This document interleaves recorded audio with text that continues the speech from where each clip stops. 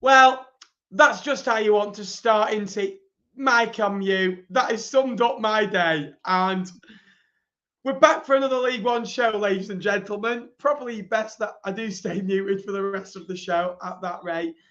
Welcome back. Welcome back to the show. I hope we're all well. Can you see me? Can you hear me now, guys? I shouldn't be on mute anymore, unfortunately. For you guys at home, again, League One roundup. A few technical issues, which we'll get to in a couple of minutes. We have got Jake from the Stacey West podcast.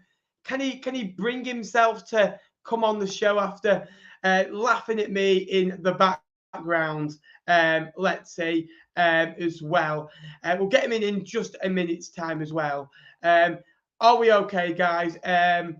Jake Tong is here in the chat as well. He's also here in person as well, and we're going to get him in now. Jake, how do I get him in the studio? Oh my God! No, it's good to be back with the League One show. Very good to be back. Let us know how your team got on this weekend as well. Down below in the comments section below. Some big games, loads of goals. Pool 1 to Derby County has been mentioned as well. Yeah, and Jake, how are we doing, my friend? Oh, Ben, I'm laughing at your technical difficulty because it's genuinely made my day. Especially when you went, you put so I can see it in your face. You put all that effort into doing hello, lads and ladies, and then just deathly quiet. It was a good job I was out the stream because I genuinely just fell off my chair with laughter.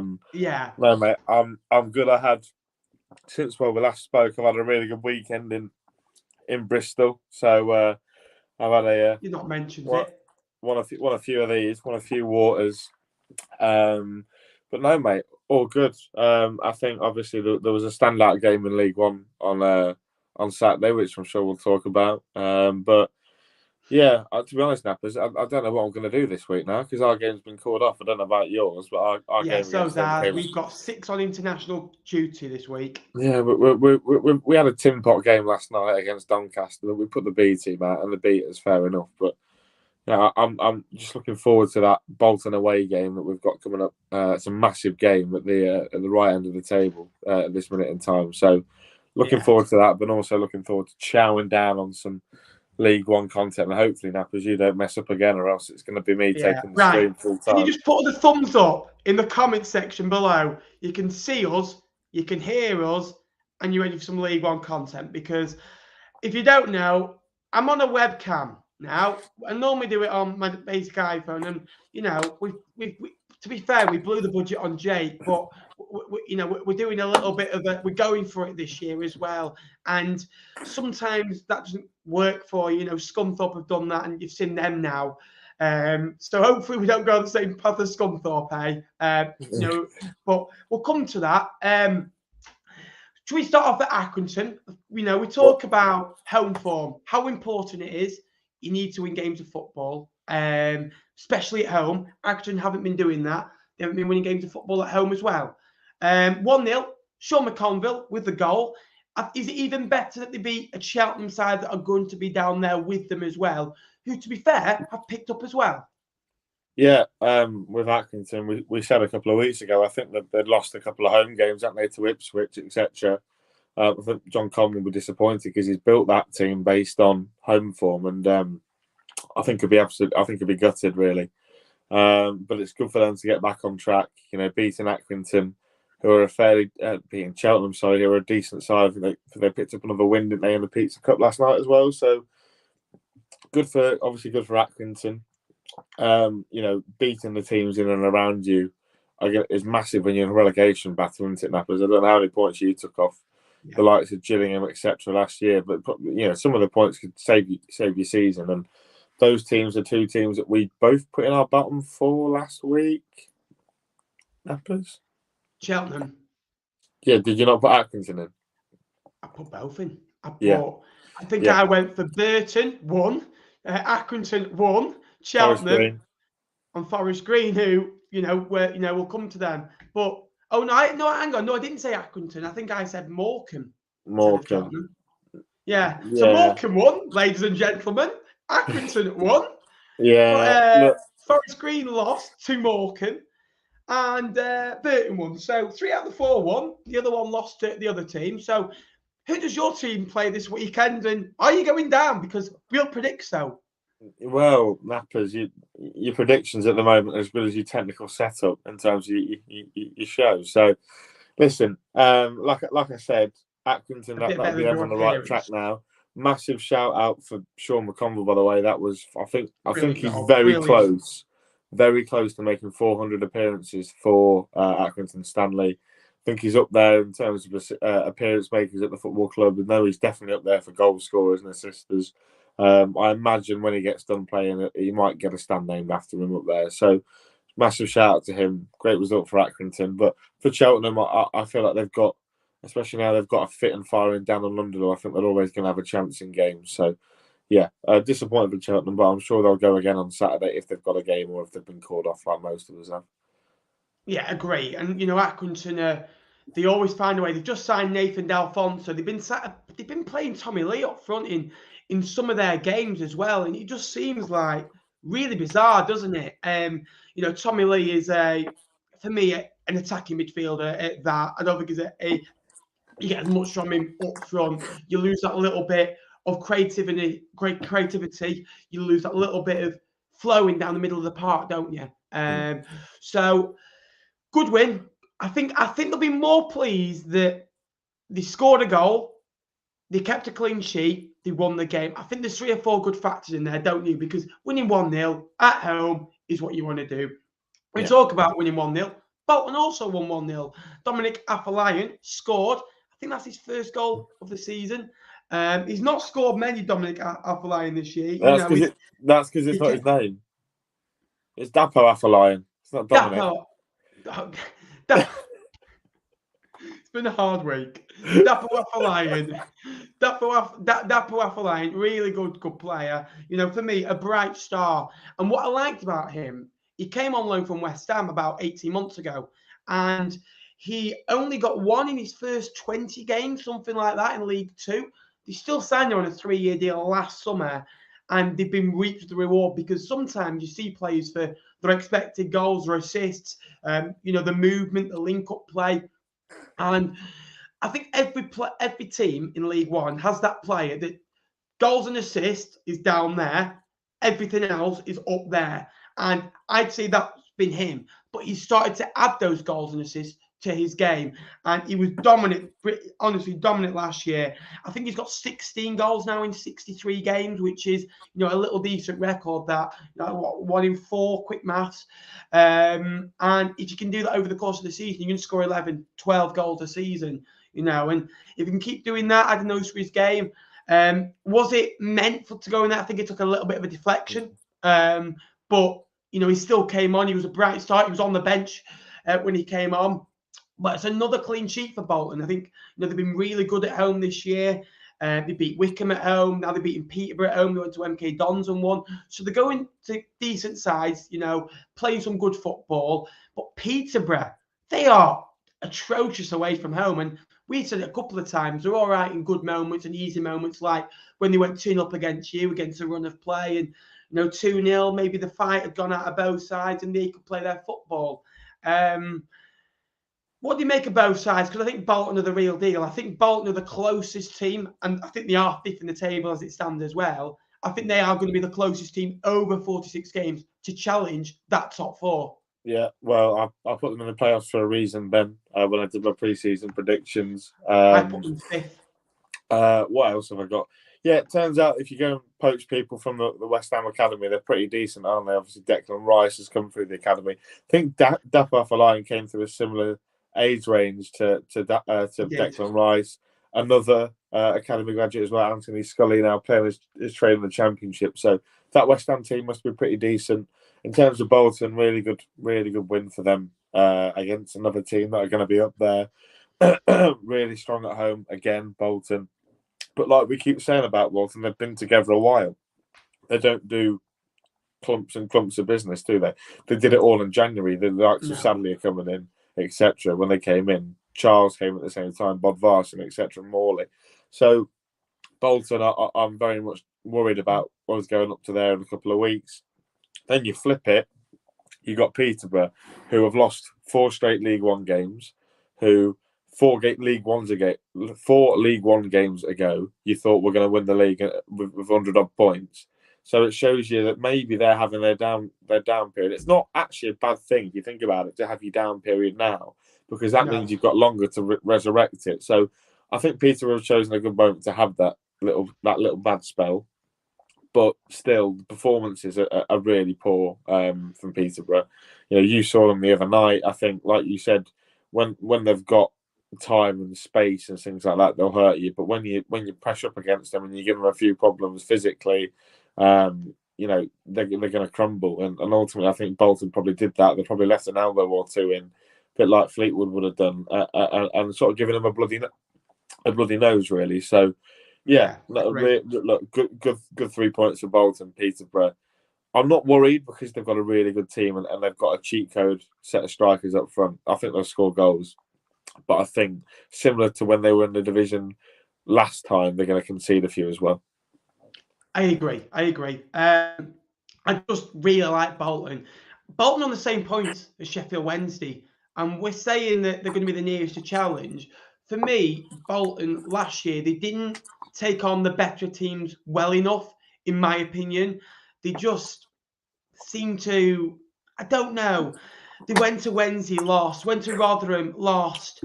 I don't know what it was. They just got beat convincingly. More so away from home. They picked that up away, second half of the season. I think they beat Ipswich at home. I know they beat Sunderland at home, who went up in the end.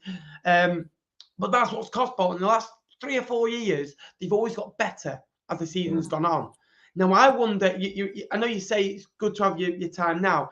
Do you think that's a strong point for Bolton? If they can get, an extra 15 points now, well, let's be honest. What did they get last year? They got 73 points, which is an unbelievable tally for the first season back in League One. If you think about it, 73 points normally in Sky Bet League One, that would probably get you, I'd say, 6. top 8. Top 8. Yeah. I always say 76 points would get you into the playoffs, in my opinion. Maybe 78. So you're looking at 5 points. This is a team, I think, that didn't win away from home in 8 games and scored 1 goal. And that was Ian Doyle's header away at Rotherham. That was it. So it's like, one thing I do like about them, and we said it, they have done the business early. Well, the time is this year. Trafford was there last year. Connor Bradley's just come in and played right wing back. They've got Iredale from Cambridge, which they did, was it May? They signed in May because we were still covering League One last year when they signed. So for me, I just think that they've got the business done. And I just think with Peterborough, they're a bit soft. What I'd label them as, I'd probably label them as they've got a bit, you go to an Italian restaurant, right? You've got a bit of pizza and they've got a bit of spaghetti bolognese and a bit of lasagna, and they've all mushed it up together, right? 3, separately, they're all quite nice, right? But together, no. For me, at this moment in time, I just don't think they've connected like we thought they would do. Agree? I quite like the sound of that pizza, bolognese and lasagna, to be honest. I'm starving. You're making me work when I'm meant to be having my cheeseburgers. No, I would agree with you in terms of Bolton. Obviously, I don't know why you're getting everyone's first name wrong today. It's not Ian Doyle, it's Owen Doyle. Remember him? Ian Doyle. Owen. It's Owen. It's Owen Doyle. All right. I've got Irish family. They'd kill me if I got it wrong. Like you say, for Peterborough, I think the problem with Peterborough is they've just got a soft underbelly. I think on the outside they look scary, don't they, with Clark Harris and players of that ilk. But they've just got a soft underbelly, and the thing is, if you give them an elbow, that underbelly, they're going to roll over. So, I'm a little bit concerned about Pete. I'm trying to rush through this game, Ben, because I know what's next, and I am desperate to talk about it. Ladies and gentlemen, should we just say, why else do you think we've been talking about this game for so long? Is it Go on, then. Go on, then. Where do you want to start, Ben? What do you want to ask me? I was there. So, right. So, Bristol Rovers 3, Lincoln City 6. Six of the best. Now, I was told this week that Lincoln City had nothing more than a hoofball, that, can't play football, can't defend for the life. Well, he conceded 3 goals, but, can't score goals, can't create much.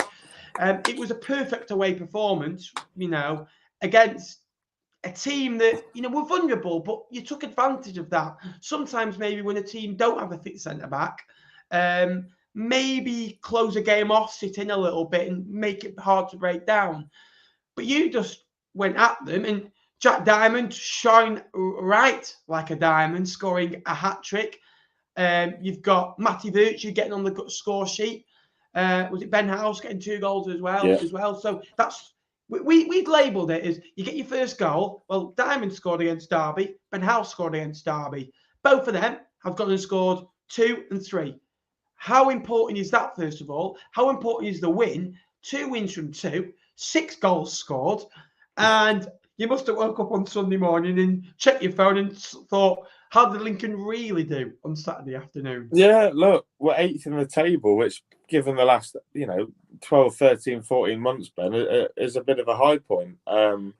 Just quickly before I go through the game, I think in terms of Ben House, it's massive. I don't know what on earth you're listening to. Hopefully that's me. Ben House scoring again is massive because he's a striker that's not played it much EFL football. So to score in back-to-back games is massive, and to go from 1 to 2 as well, 3 goals in 2 is pretty good for a striker who everyone sort of doubted that he could replace Tom Hopper in terms of goals. And then you've got Jack Diamond. Well, if Sunderland are loaning out a player like Jack Diamond, Sunderland must have one of the most stacked squads in the Championship because boy, oh boy, the kid's special, man. The kid's special. I don't know what it is. He plays with glue on the inside of his foot. Do you know what, Ben? I'll tell you. I saw him in town today, right? Today. I was getting me lunch. I was outside. I'm going to sound really big here. I was outside the Greggs getting me sausage roll for my lunch, right? And I just noticed him walking past. And I had to say, Jack, mate, you played unbelievable. Then that means you're going to score 4 at Bolton, doesn't it? And he went, hopefully, mate. Yeah, hopefully. Get away from me now. Yeah, probably. Absolutely. Well, it's because he probably remembered me from Saturday, trying to climb all over him as he scored. But no, listen, really good away performance in terms of Rovers. Look, I think Rovers are going to be fine this year. They score goals for fun, and what I've noticed about Rovers was every time they have the ball in the final third, they drop it in between the centre half and the goalkeeper, and it makes it so difficult because it's a centre half backpedaling. And it's a goalkeeper going, well, I should come and get that. And if you watch their goal, the first goal from Collins, that's exactly how it comes about. Rushworth is no slouch. He's not slow, but it's a great ball and Collins rounds him. At 2-1, then they do the exact same thing. It's Ryan Loft through on goal this time. Ryan Loft rounds the goalkeeper. Regan Poole must be 18 yards away from the goal line. Regan Poole is on the goal line when Ryan Loft shoots, and it goes wide. That's the turning point for me. Massively so, because then we go up the other end about 5 minutes later and score. So, listen, really good away day. We look so good in attack, but at defence we looked horrendous. And Mark Kennedy said after the game that he was calling some of our defending schoolboy under 12s. Well, God, imagine what Joey Barton was calling his side if that's the case. But no, Bristol Rovers, really good ground. I didn't realise you had to remortgage your house if you want to get food and a beer down there. £5.50 a pint, Ben. It was like £8 for a cheeseburger, and the card machine wasn't working. It was a nightmare. But still, good away performance. 6 points in 4 days, 8th in the league, a point off the playoffs. Ben, I'm not saying anything because I know we're going to cock it up, but life as a Lincoln fan is pretty tasty right now, and we played really well. Yeah, we played awful at the back, but. Yeah, it was like watching a game of FIFA, Ben. It was like watching your mate play FIFA, like when you sit next to him and he batters some sort of team. But yeah, love giving the stick to Joey Barton. Loved it. I bet you did. I bet you did. I disagree on a couple of things. I'm buzzing for Lincoln. I think they did really well, deserved the victory. They've been brilliant. Mark Kennedy's turned a corner, and maybe that side on together, those couple of late pieces in the window has come together, because you've been unlucky in some games. Against us, you should have seen out the game. To be honest, should be 2 points extra and you'd be in the playoffs. God knows what you would have been like then. Should be top of the league, mate. I don't know what you're on about. Yeah, but Bristol Rovers, for me, right, remind us a lot of Fleetwood last year. Yeah. Now, Fleetwood, after the first 8-9 games, must have scored 16, 17 goals, 3 away at MK Dons, drew 3-all, didn't win. Sunderland, 2-2, didn't win. We went, I think we drew 3-3 at home to Wickham, didn't win. We scored loads of goals last year. We scored 60+ goals. Just because you score goals does not mean you will stay up in League One. For me, Wickham Wanderers, right, last 2 seasons have built their success on keeping clean sheets. Now, Bristol Rovers aren't going to win promotion this year. I'm sure on that. We said this last year. You never know. Miracles happen. But for me, defences win titles. They win championships. They win football matches. And they'll win your games. They'll win your points. And I just don't think they'll score the goals as much as they can keep clean sheets. I'll be honest with you. I just think that they're just a bit leaky. I think they get overrun sometimes. I love the lad up front, Collins. I think he is a baller. I think, he got 8, 9 goal contributions, something. He's scored 6. He's a league's top scorer. I think he's got 5 assists as well, something like that. I was speaking to Charlie, and he's one of those where he took a little while to get really going, but he is just Bristol through and through, and he gives it everything for the team. I just think that maybe later on in the season they won't score as many goals. Can I just give a caveat? Obviously, they had Alfie Kilgore. So Alfie Kilgore got sent off against Ipswich, right? Got the red card rescinded. What does Joey Barton do? Not throw him back in the starting 11. Plays Glenn Whelan at centre back. Don't know what he's thinking, right? But listen, ladies and gentlemen, right? Joey Barton, right? He is okay, right? A decent bloke outside of football, right? Is he? The problem is with him, right? He's literally like me on my technology tonight. He could go at any time. Let's be honest. Like, he has these moments when it goes well. You think, I just think he needs someone. I'm not ever going to compare him with someone I was just going to go and compare him with. But I just think that he needs someone to keep him in rein a little bit. Do you know what I mean? Like, a bit like Brian Clough did. Like, he's nowhere near. He'll never get to the levels he did because he is the greatest of all time. Oh God, we've got Derby fans. Oh no, they like Brian Clough. But he's the greatest of all time.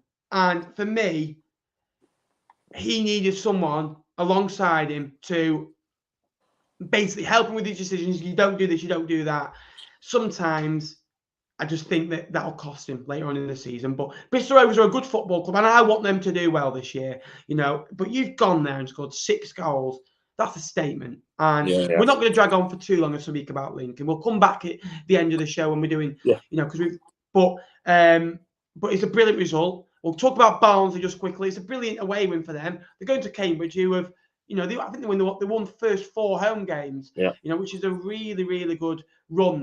Plymouth have done the same as well. Been really good at home, but Cambridge, you wouldn't associate that. An off day, but Barnsley back at the best. Barnsley a bit like a light bulb, on off, on off, on off. That's his sides that are inconsistent. Lost at home to Wickham, went to Wednesday, won. Drew at home to Port Vale, go away to Cambridge and win. Devante Cole on the score sheet again, 3-0 win. I think it's a really good result. That I think that if they can stay in line with the pack, the chasing pack all season, they'll have a chance. Because I do think at the end of the year they can put a run of 5-6 wins together. Personally. Yeah, Cambridge is a really tough place to go, especially when the Abbey's, really behind the team. And they're really on top of the pitch there at the Abbey as well. They're really close to the pitch. It's a difficult place to go and play your football, but Barnsley just, this is their issue, isn't it? They're so on and off, like you said. Go to Hillsborough, draw to Port Vale, go and win this 3-0 convincingly. Yeah. And you don't really associate inconsistency with a Michael Duff team at all. Not for me, anyway. I'm very surprised that they've picked this trait up. But, like you said, I can see that being the reason they don't finish in the top 6, if I'm honest, because there are going to be teams, like we saw last year, that are far more consistent. Like Bolton was so consistent last year, didn't get the playoffs. however good they were. Bolton at home last year, amazing. Bolton, that build-up towards the end of the year, amazing. Didn't get playoffs. Ipswich had that really good spell March to the end of the season. Didn't get playoffs. They were very consistent during that little run. And for Barnsley, that's just the thing you worry about. I don't think they'll be in with a shout, but a good result nonetheless, because going to Cambridge, especially after, you can imagine you're a player going back home, having won 4 games on the bounce set, knowing that whoever you take on, you're going to beat. It's a difficult mindset to overturn. It might help Cambridge, actually, that they've lost their first home game, because then the pressure will be off their backs. But great result for Barnsley, and I think we're going to please the people with this next game we're going to talk about then. Just quickly before you say that, right, I do want to pick up on something you said. It's a very interesting point. You do make them now and again.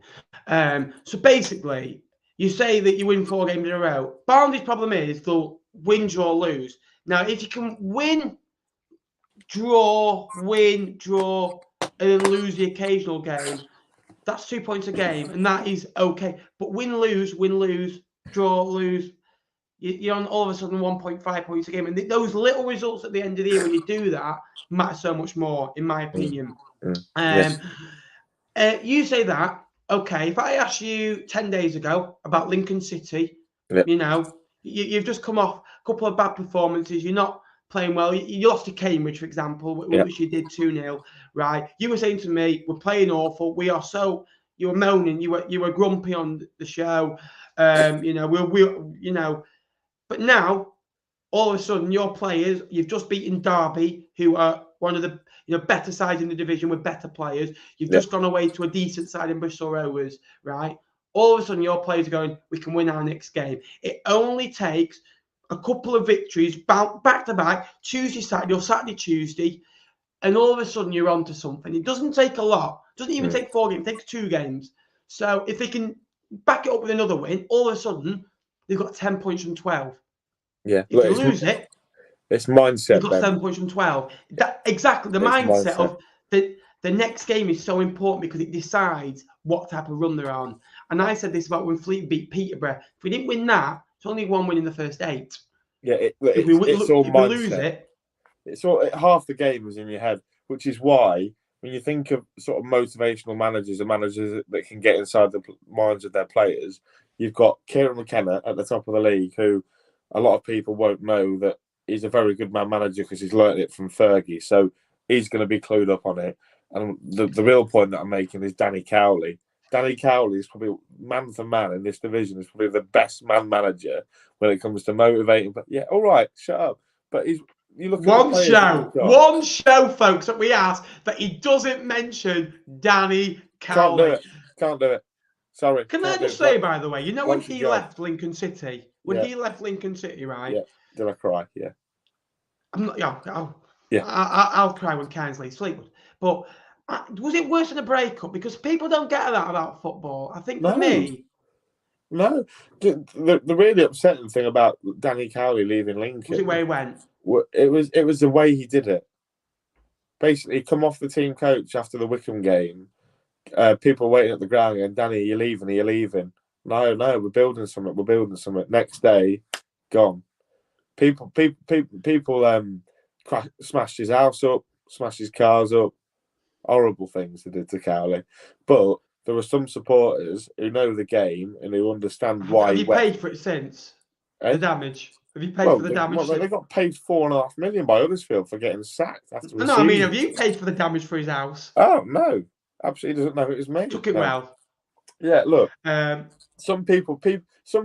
My point is, Danny Cowley is a fantastic man manager. You look at that squad that he's got at Pompey, and we'll talk about Pompey in a minute because it's a certain someone's birthday, and I know he wants to talk. We'll come to reports later in the show. We are going to rattle through the games. Danny Cowley is the best man, and there's no shock that when you've got a good man manager. Who are we talking about? Barnsley. What are we doing? Where am I going? Don't matter. We'll talk about Danny Cowley later. Sorry, don't know what I'm doing. Exactly, that's what I mean. Right. We'll go Derby. Brilliant result for them against a struggling Wickham side. 2-1. Conor Hourihane. Is he showing why one of the best players in the league? One of the best pickups. 2 goals from midfield. A tough couple of weeks for Derby, really. A couple of bad results. Not picking up results. And it's like, if they can pick up these results on a regular basis, a bit like Barnsley, who came down, and it's like there's just no real spirit there. I don't know if it's because we're 9 games in. I don't know. Is that the case?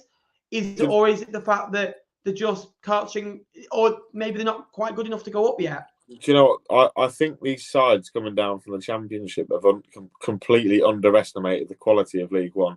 League One, since the last time Peterborough were in the division, has gone up tenfold. If you think of last year, do you know what I mean? So Derby, it's been longer. Barnes, it's been longer. So I don't think they came into League One knowing the quality of you get your lower teams, etc. And that's why they're so inconsistent. Look, really good win for them on Saturday. Good for them to bounce back after Tuesday night. Anis Mehmeti, though, for Wickham, scoring again. I think Broom's labelled him as a £10 million player. I think Broom's being an idiot there, but a very good footballer, definitely very good footballer. But Conor Hourihane, 2 goals. I think I watched the highlights. I think they were singing "God Save the King," weren't they? And up pops Conor Hourihane to score. So, look, really good signing. I think Conor Hourihane is a very tidy player. Just needs to impact that final third a bit more. But I don't think it's the big. Yes, Derby have won a game of football. It's great for them, isn't it? It's fantastic that they're winning games of football. But ultimately, that's not the story about Derby today, Ben, because Liam Rossini has been relieved of his role as interim manager, which is something I'm very surprised at. I've got friends who are Derby supporters. They used to say to me that Liam Rossini was the man behind making Wayne Rooney doing the tactics, doing all the things like that. Yeah. I know he went down to the final 2 for the job at Blackpool. So, listen, Derby have lost a really good manager, and the new owner's come in and just gone, right, Puff, my way. This is how we're doing things, isn't it? And I don't know if I agree with it. I think Rossini probably deserved the full-time role for a little bit longer. Ben has... Oh, here he is. Look, he's gone frozen for a minute, but here he is.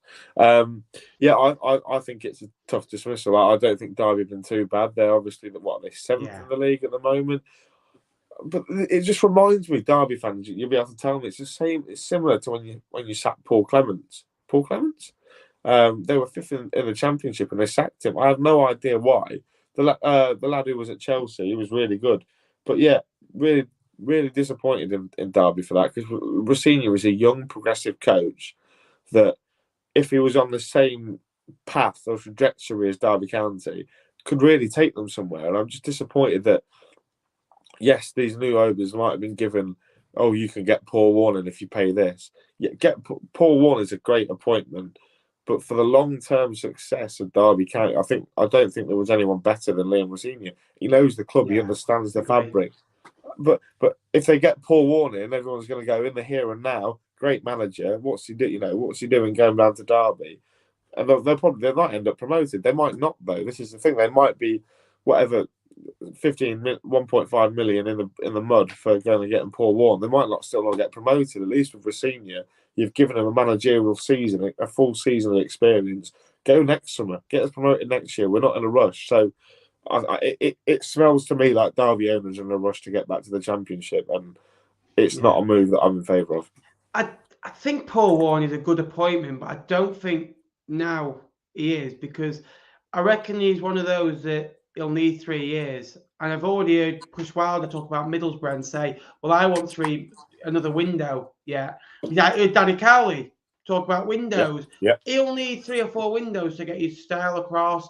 A lot of the players that he had at Rotherham, by the way, he already knew how to get the best out of. He already kind of knew what they were good at, what he needed to work on them with. So I reckon that's a little bit shifty. I've heard a load of different things. He's gone permanently. And then I've heard that, he may stay on the coaching board as the assistant. Look, Paul Warne is a fantastic manager.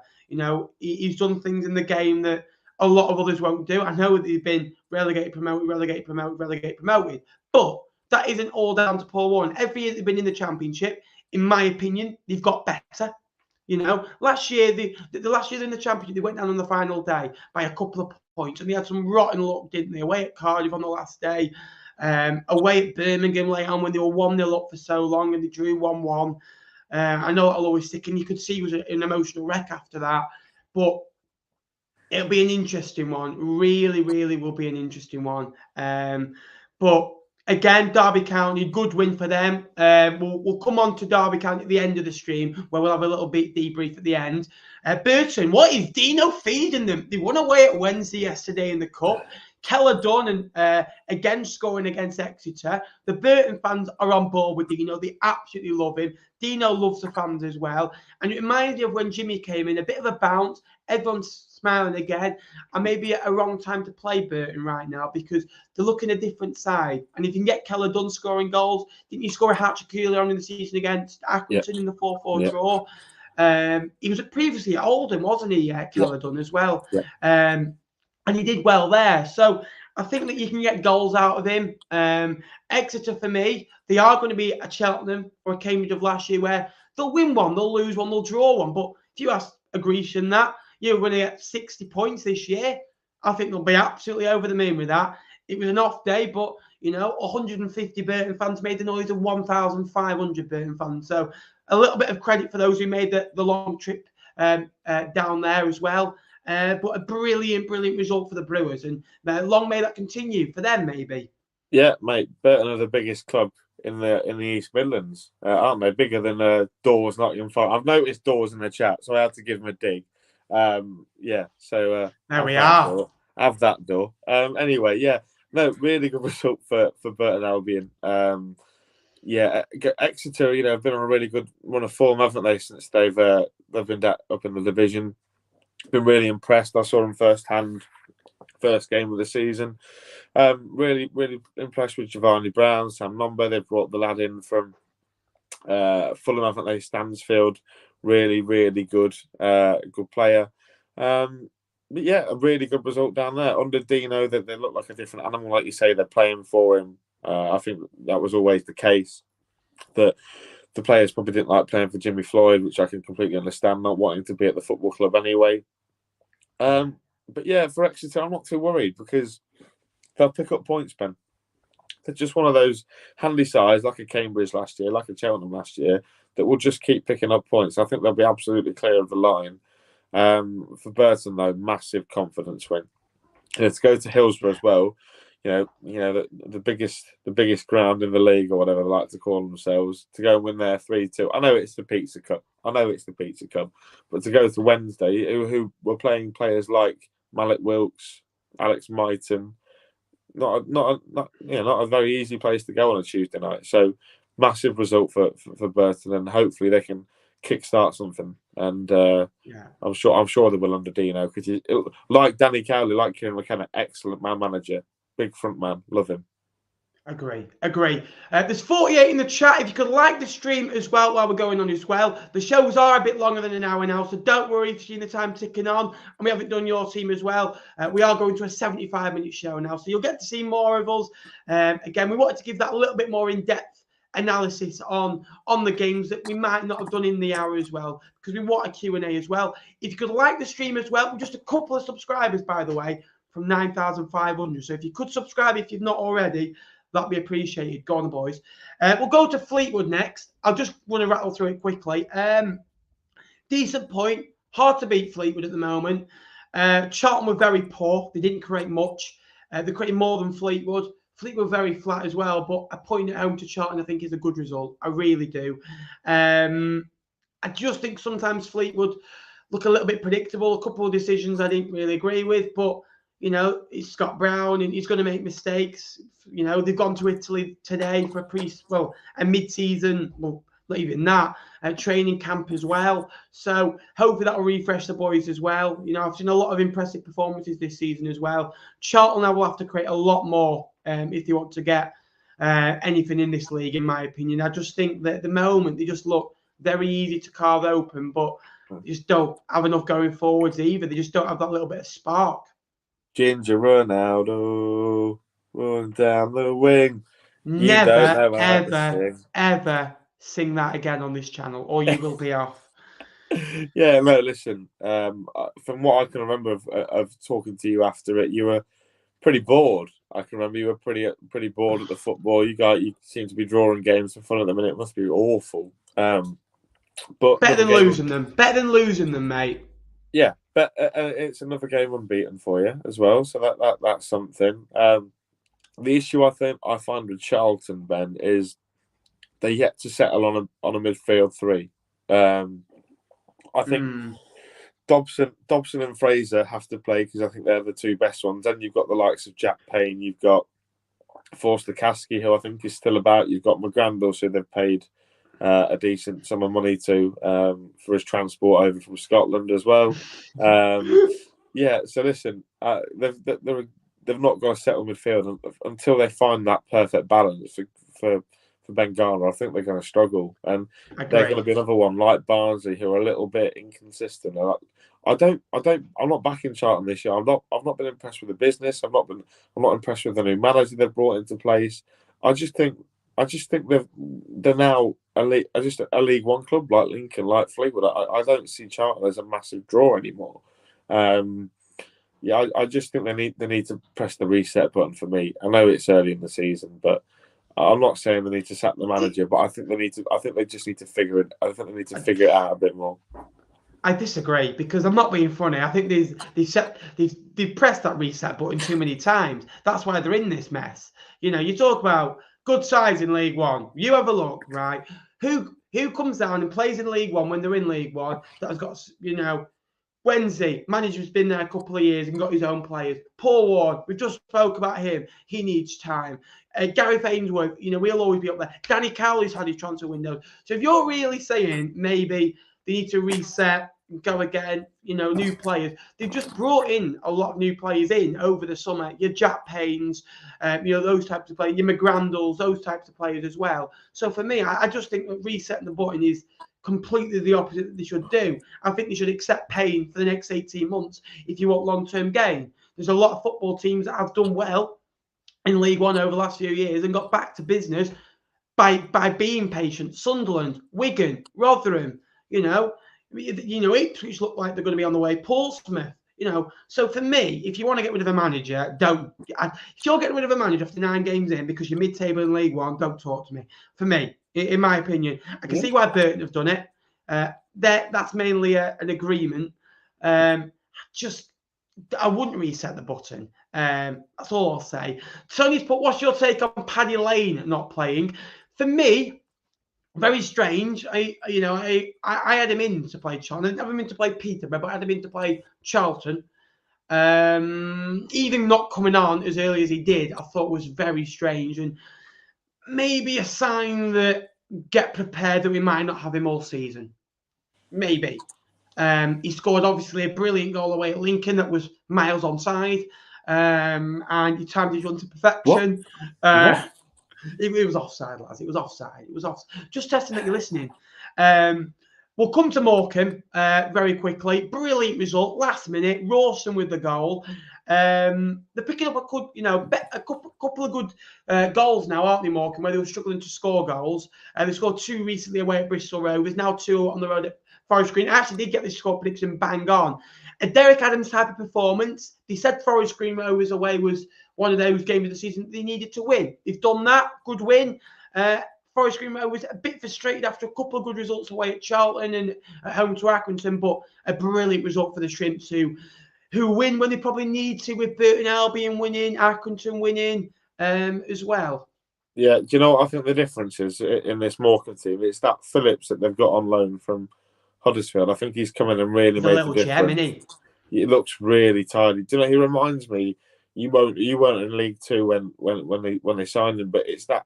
Was it Adam Phillips here that was ended up at Accrington from Burnley? Yeah, box to box midfielder.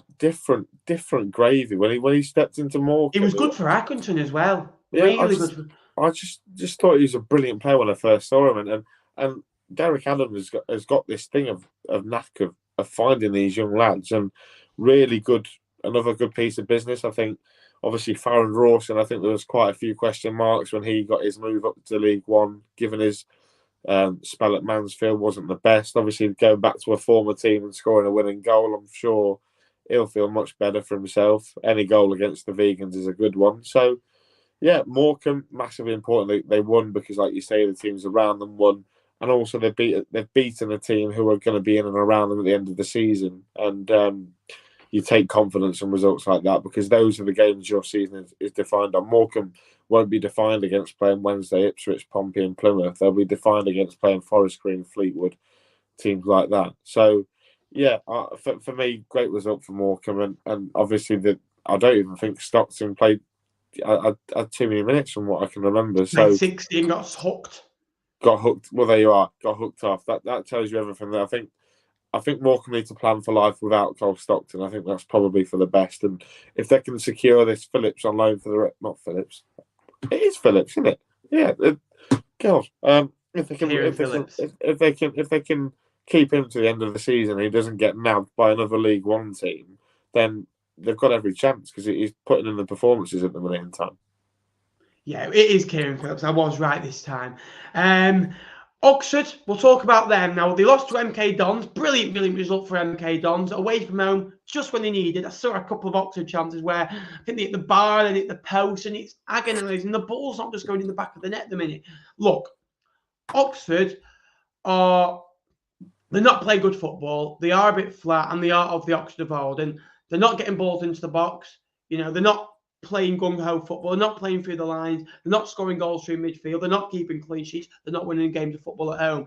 And when you say when they're not doing this, you're not doing this, a couple of times you can get away with it. But when you can say 10 or 11 knots about Oxford, there's worries for me. Would I sack Carl Robinson? Absolutely not, because it's against everything I stand for. He's been a revelation at Oxford and one of the best managers in League One in the last 2-3 years. For what he's done, he's had good budgets, he's had good players, really good players. But what you've got to remember is you've lost players along the way. You lost Dickey, lost the lad to Burnley as well earlier this window as well. They kept Brannigan, they kept Matty Taylor. For me, they haven't added enough players. Simple as that. There's 3 or 4 players short, right? You look in the league table this year. Bolton added 4 or 5 gems. Portsmouth added 4 or 5 gems. Ipswich added 4 or 5 gems. Plymouth lost Kamara. That's about it. Added 3 or 4 gems. In Azaz, Mumba, those two have been brilliant for them. I'm trying to think of other sides in and around that top 6. Wednesday, the players that they've added, no. Well, we are. We're near the top 6. I'm not closer than you over are. 46 games. You're doing well. It's like Farm Foods trying to get into the big top 4 shops with Lidl, with Sainsbury's, Tesco's, Morrison's, and Asda. Up the Farm Foods. Drink to that. No, Lincoln are a good team. We'll come to Lincoln later on, but for me, I just wouldn't sack him. Come on, give the bloke a chance. Losing at home to MK Dons is at the end of the world. You look at it. Grigg got another goal as well. Mourinho for Oxford. We got that out in the end. They started like this before. A couple of years ago, they had, was it 16 points from 16 games? I think another 6-7 games minimum for me. I think Oxford have got to be one of those clubs that's taken that little bit of pain. For me, Jake. I don't remember Jose Mourinho signing for Oxford. Mourinho, I said. Mourinho. No, you didn't. I heard you. I've got a lisp. Now, listen. I think losing to MK Dons last year is nothing to lose your head about. I think losing to MK Dons this year, as Oxford United, is a little bit more concerning. What I've spoken to Oxford fans, I spoke to my mate Joe. He's a big Oxford fan. He has told me that Carl Robinson has no help. Most football clubs have got a director of football. I'm sure you'll know the man at Fleetwood. They lost theirs in the summer, didn't they? I remember talking about that. And ours is a really good bloke, a really good character, Jez George.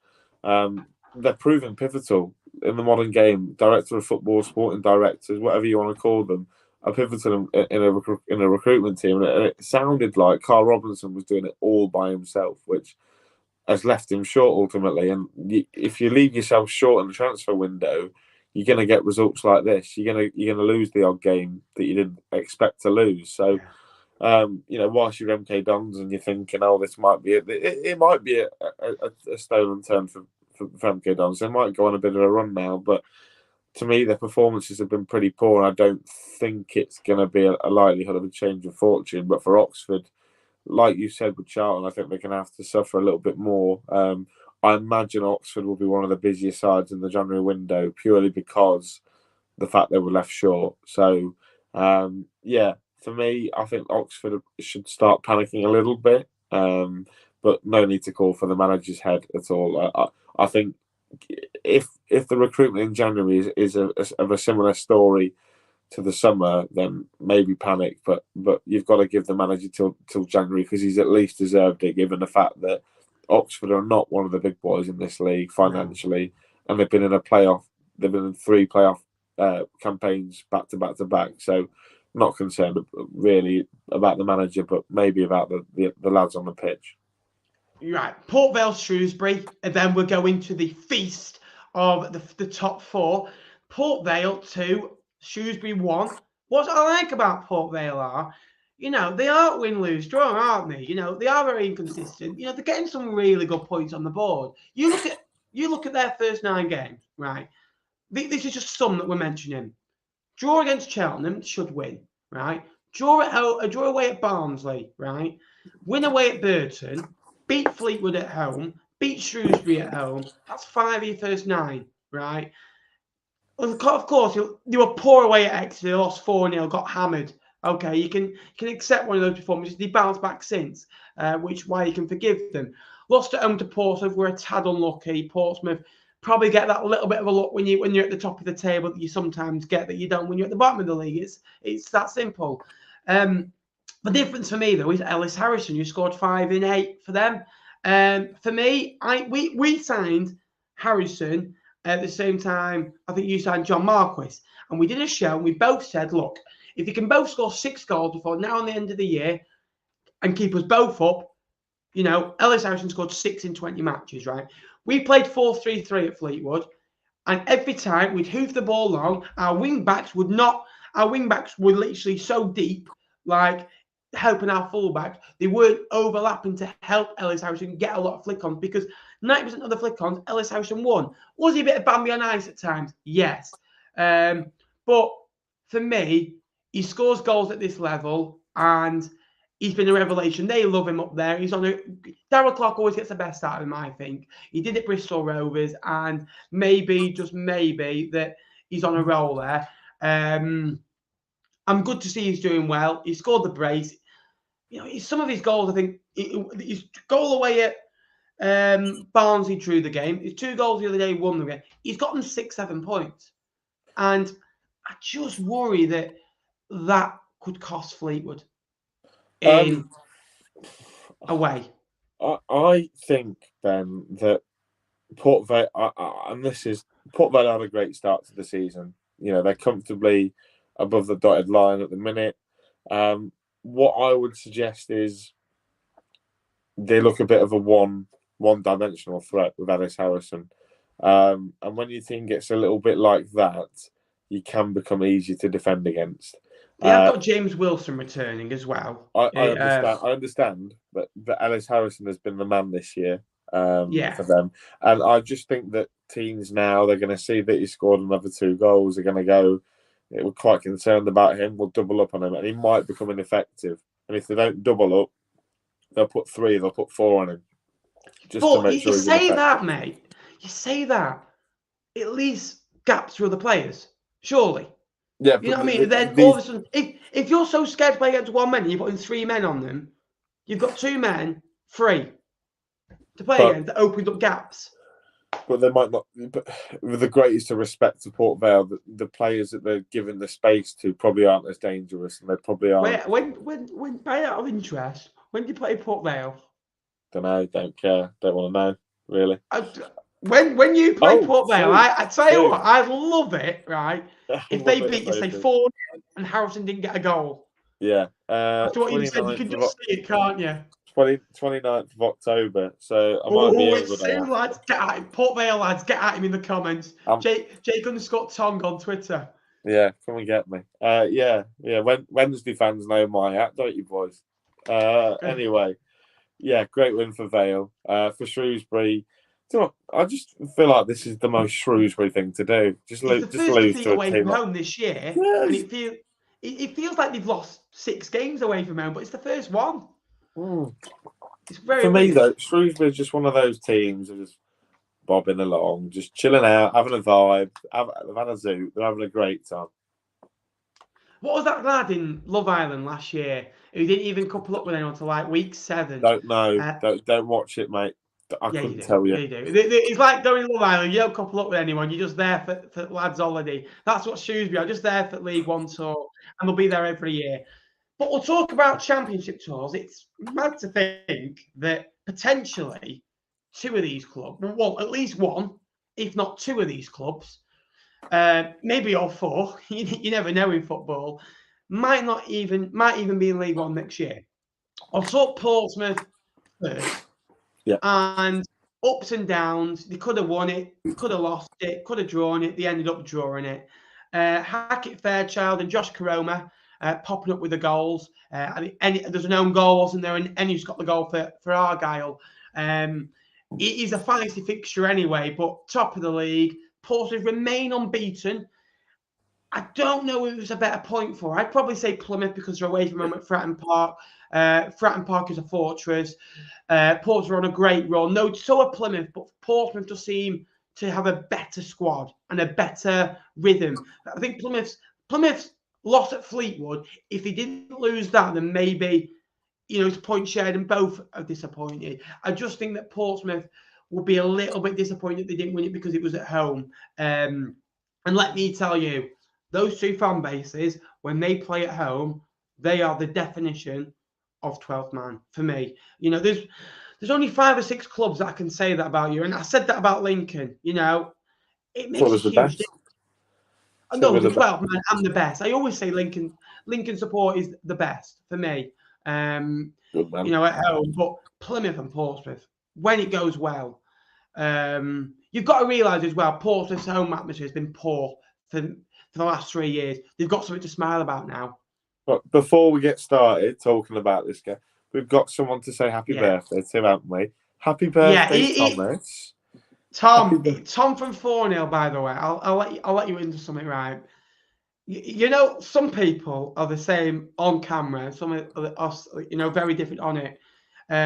He is the same person, and honestly, he is a superb content creator. And if you've not subscribed to 4-0 written all over it, he does interviews, he covers Portsmouth.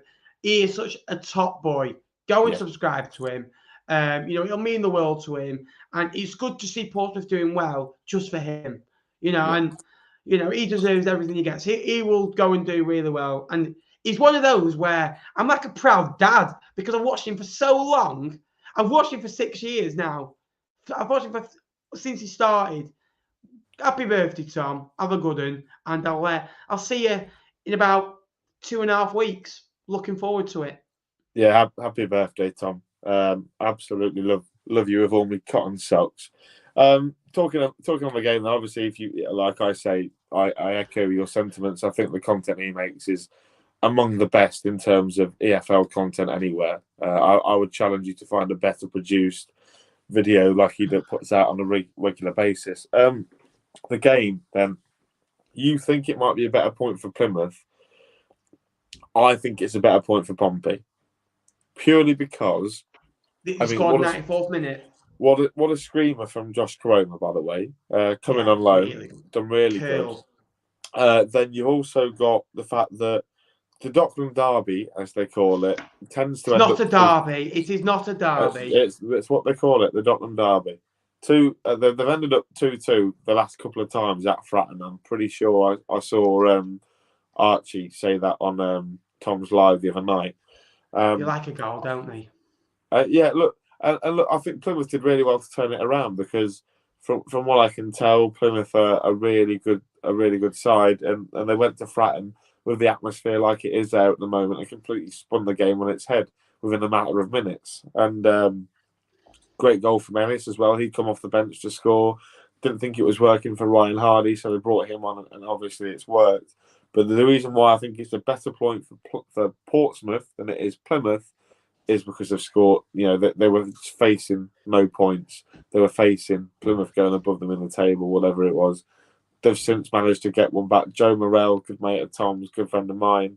I think it was a great ball in, and then was it Rico Hackett that scored the goal in the last couple of minutes? Great Doesn't get many as well. Doesn't get many. And look, the pretty good limbs from what I could tell from both sets of fans, both cracking support bases. Just by the way, you know that you like being part of the East to West podcast. Yeah. Gary, he's just used that word that you don't like, mate. Gary don't watch you, mate. I won't worry about that. Anyway. Thanks. Cheers, mate. Yeah, look, really good game. I think one of the two teams will be in the championship next year. I think I know personally who that team is. I don't want to bash Plymouth fans with their chances, but if Schumacher's going to go off to Huddersfield, which he might do, I don't know if that's still the case. He has said he's loving life. We've seen this before, but yeah, he's loving life. Right. Okay, next up, Wednesday Ipswich 2-2. Hey, they should have won Ipswich, the position that they're in. Yeah. Wednesday, really good comeback, wasn't it? Michael Smith again. Was he offside? Yes. Yeah. But you said last week, when Michael Smith gets a goal, he goes on a run, 7-8 goals. Is this a turning point? Now will he go and score? That is 2-4 for him now, I believe. He hasn't played all season. He come in late because of a few injury problems. But 2-4 is a decent record. And if he can go and score 20 goals this season, he keeps fit normally anyway, Michael Smith. I just think that he's a difference between the two teams.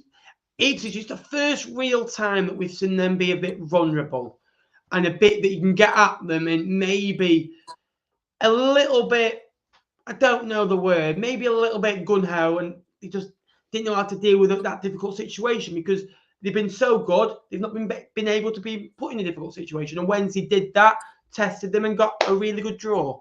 Yeah, Ipswich, I think I'm with you, Ben. Ipswich probably should have won the game of football. Created a really good host of opportunities from what I could tell from the highlights package and watching Griff's video as well. I thought that was really well put together. I think they particularly enjoyed the fact that Dominic Iolfa scored an own goal, given his really bad run of form at Ipswich a couple of years ago. But from Wednesday, it's I really don't appreciate giving them a load of praise, but great character from Darren Moore's men. Sorry, I was getting a phone call. Sorry, mate. Yeah. Mate. What? Go on, carry on, mate. Sorry. Yeah. So go on, no, carry on. Great character, and obviously Michael Smith. Yes, he's offside, but still got to put the ball in the net and he did emphatically. So I think Wednesday will feel like they've got out of jail free card here. But Ipswich, for me, they've had that 15-minute period, haven't they, where Wednesday have got at them and it's rattled them. So hopefully, well, not hopefully, because you want Ipswich to do well, but teams are going to start doing that against them. They've got to figure out a way around that because it's going to happen a few times this year, I imagine. Yeah, it is. And some big results in League One. Now, post in the comments as well. It's been a bit funny when I try and post them onto the screen. So we will read them out. I want to know your team, your start to the season as well. Thank you, by the way, ATD, for your nice, ATID, sorry, for your nice words about my tweet the other day. I'm feeling a lot better now. I appreciate a lot of the support as well. But before we get on to the next bit of the stream, I need you to like this video. We're 2 subscribers away from 9,500, first of all. So if you could subscribe, that would be appreciated as well. Also, go and subscribe. I've got the hang of it, Jake, of that finger point. Go and subscribe to there we go, the Stacey West podcast, on the road to 1,000 subscribers. He's a good one. Again, it's on there as well. You can type it in on the search bar below as well. It wasn't letting me put it in the description for some reason as well, but we'll sort that at the end of the stream if you're watching it as a video, as I know a couple do as well.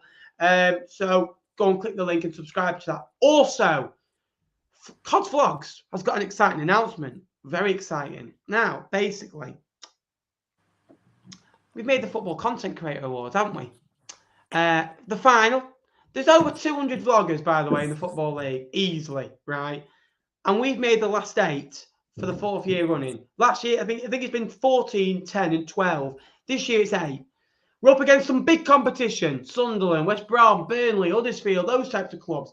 If you like what I do, could you go down into the description below, go onto the website, the Football Content Creator Awards, go to Best Club Content Creator Football League, and scroll down. I am the second one down that says CODS Vlogs. Click that. Go to the bottom. Click Terms and Conditions. You don't need to vote in any other category if you don't want to as well. And just press vote now.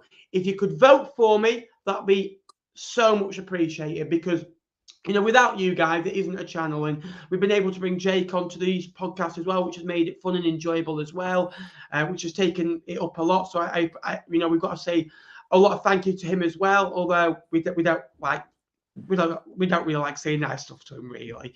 So if you could vote, I know there'll be a couple that vote for their own team, which I appreciate as well. But if you could vote, let us know when you voted as well, and we'll give you a little shout out as well. It doesn't take long. Just go and press vote, subscribe if you're new, and like the stream as well. Any questions, guys, as well? We'll just have a little discussion on League One, the table so far as well. Any questions on League One as well, let us know and we'll get back to them. So we'll have a look at the League One table. So just having a look here. The bottom four as it stands: Burton, Morecambe, Forest Green, Bristol Rovers. Burton 4 points, Morecambe 7, Forest Green 8, Bristol Rovers 8. You've got Cheltenham on 8 as well. Just outside, you've got Oxford, MK Dons, by the way. Those two clubs, Oxford, MK Dons, I said last year, if you remember rightly, I want that in the playoffs. I want that in the playoffs, because I think over 2 legs, how times change. Both are on 10 points after 9 games. That's 1.1 points a game. They were on 1.8, 1.9 last year. Out of them, right, Morecambe, who has the most out of that bottom 5? For me, Bristol Rovers score the most. I think they're the odd one out in that bottom 5. Yeah. Although they conceded a lot. They conceded 19 goals in 9 games, which is not a brilliant record at all. Morecambe don't score enough, but normally don't concede a lot when they don't need to concede. The problem is, if Morecambe concede 2, they'll concede 3 or 4, like they did against Wednesday. That's the issue. Where you're seeing the weaknesses going, because there could be a side that plummet down the league, like an Exeter, a Port Vale, a Fleetwood, maybe even a shot like an Accrington, or maybe a Shrewsbury or something like that. Yeah, I'm starting to get a little bit concerned for Salop, a little bit.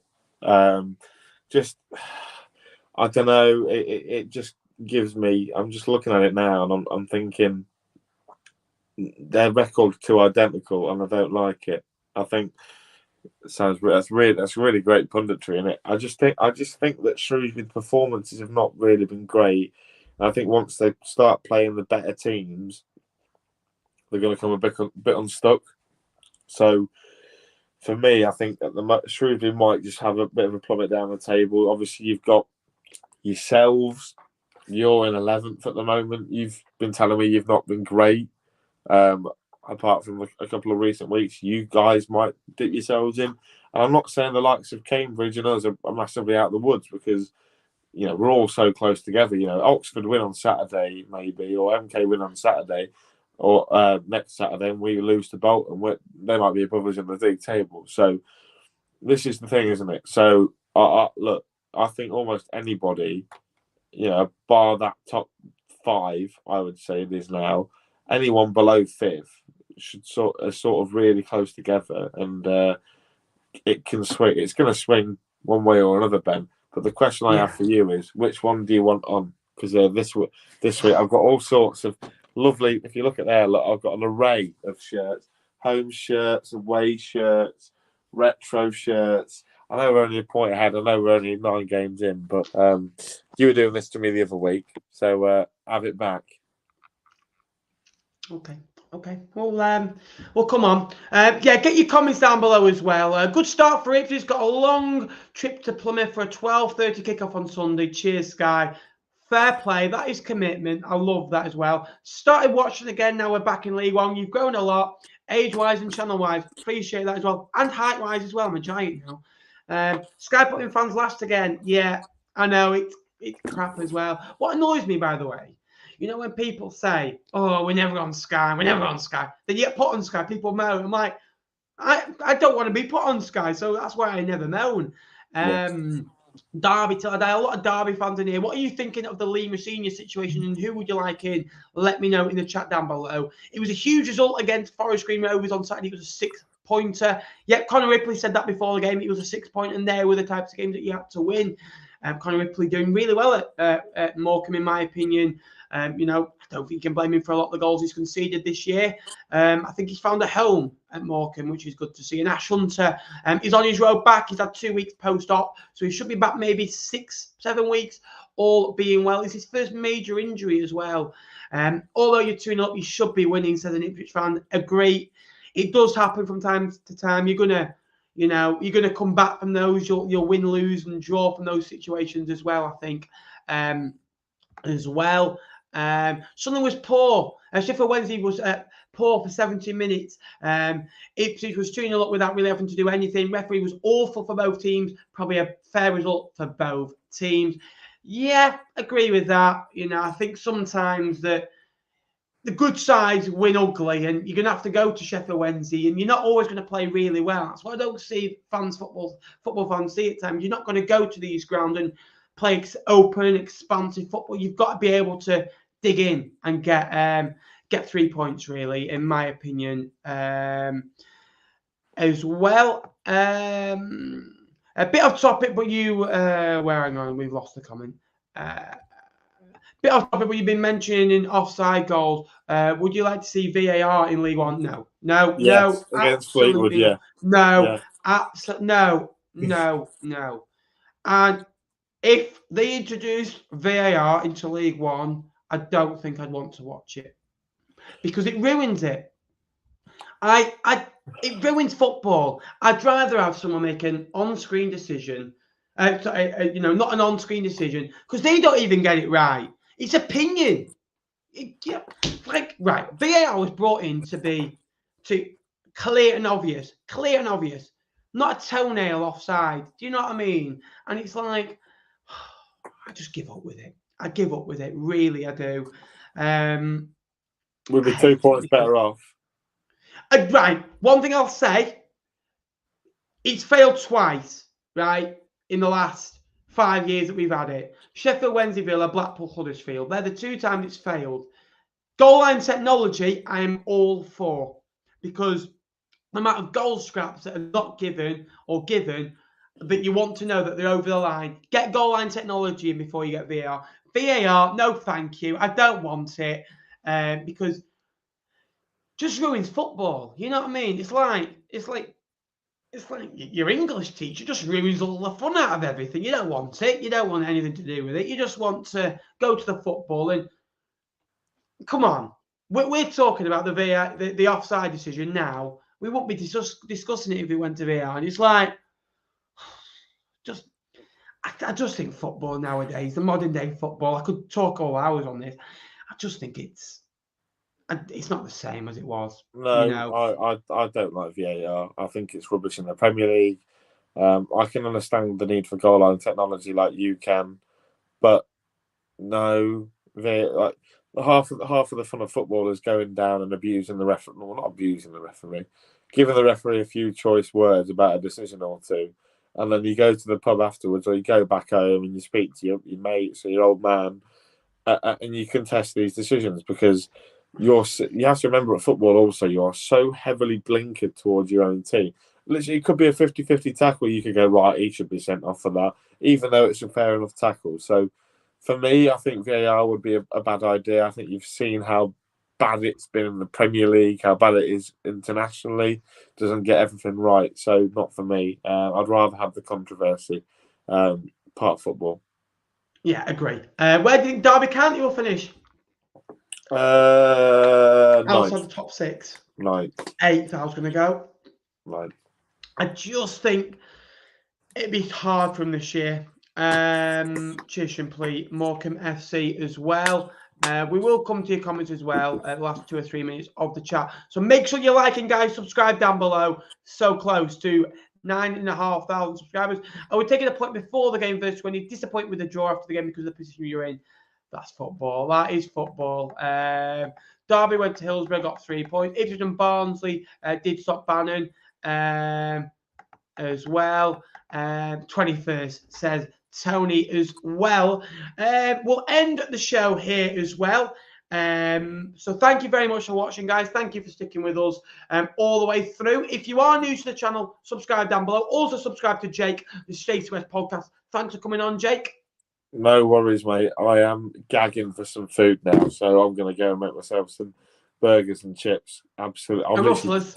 No, they're Tesco finest, mate. We shop proper down there.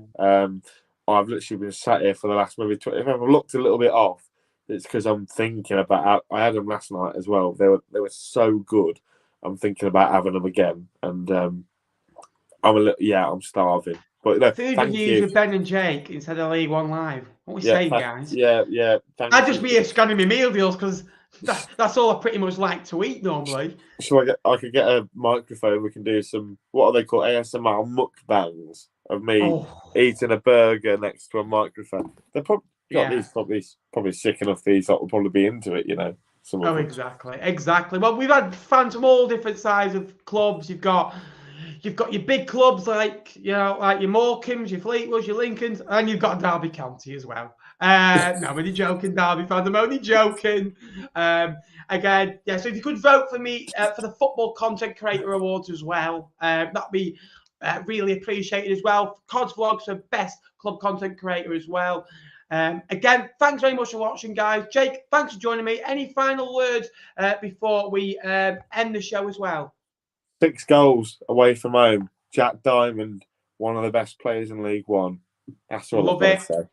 I won't be here on Saturday because our away game at Oxford has been postponed due to international call-ups to Paddy Lane, the Dylan Boyle, and 4 under 21. So I think both sides have milked to get the game off, if I'm honest with you. But I'm not complaining. And we will have a video out describing every club season in less than 12 seconds, possibly tomorrow or Friday. So there will be a video that is recorded and edited and ready to go. Until next time, guys. A big over and out from me and Jake. Subscribe if you're new, and a big up the Cods. Up the Imps.